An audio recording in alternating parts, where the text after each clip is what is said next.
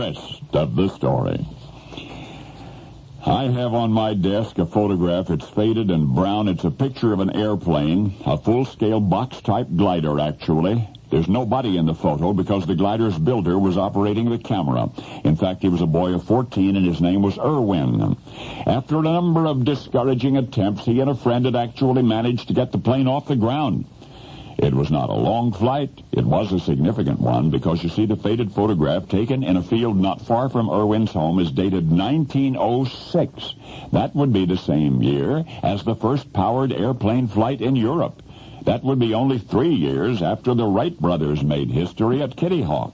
Now, I'll tell you why else that photo was important. It represented Erwin's one true love, aeronautics. And only one thing stood between them. Erwin's father.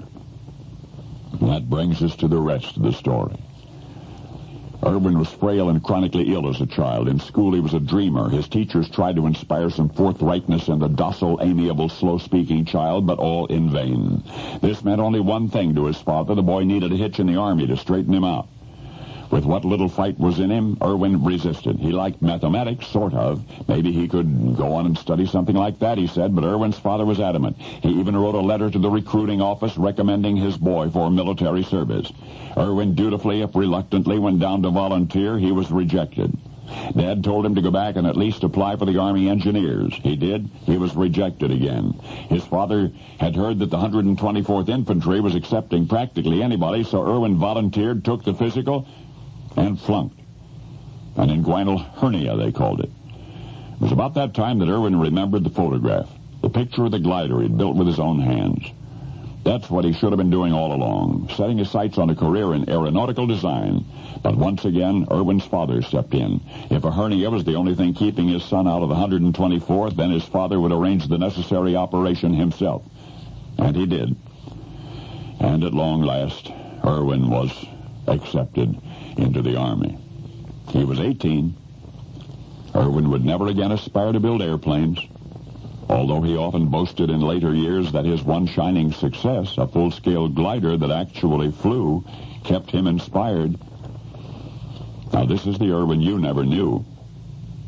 Nor had you met the gentle, sickly youngster who dreamed away his childhood. Instead, you knew him when he became a man, because his father, a schoolmaster himself, would accept nothing less than the Army for his son. And once upon a nightmare, when the world went to war for a second time, Commander-in-Chief Adolf Hitler placed his hopes for victory in the hands of his most brilliant field marshal, a tank commander whose ingenuity and unpredictability made him a legend in the Afrika Korps. Of course, you remember the arch adversary of Montgomery and Patton, the Desert Fox, Erwin Rommel. Only now you know the rest of the story.